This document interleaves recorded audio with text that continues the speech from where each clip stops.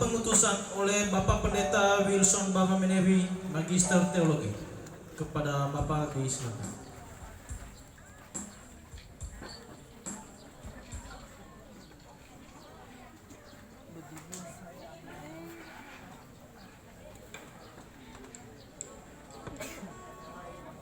Baik Bapak Ibu semua, sebelum kita melakukan doa pengutusan, mari kita maju semua ke depan untuk kita bisa berdoa bersama seluruh Bapak Ibu dosen, staf, Bapak Kembong yang terhormat, Bapak Ketua BKAG juga sebagai pendeta, Bapak Ibu pendeta yang ada di kompleks ini, kami minta untuk bisa bersama, untuk kita bisa maju untuk mendoakan anak-anak kita yang sebentar lagi akan kita utus bersama.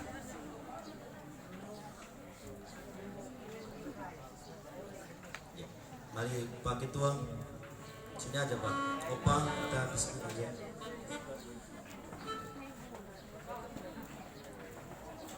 Apa? Opa. Oh, masih kecil soalnya. Harus yang besar Bapak Ibu doanya. pendeta, kita bisa di belakang. Oh karena panas ya. Kami harus mengganggu dulu ketenangannya.